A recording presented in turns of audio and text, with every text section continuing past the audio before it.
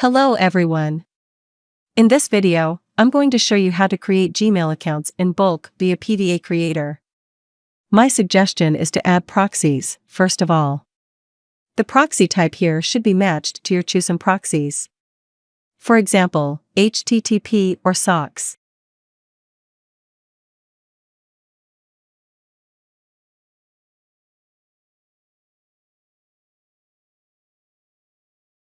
Then select Gmail and create a new campaign. Name your campaign and decide how many accounts to be created here. Next, click Bind Proxy to use proxies we added early. And make up usernames here. All data can be empty, the software will generate them randomly if necessary. You can also input manually or import them through a pre-written file in TXT or CSV.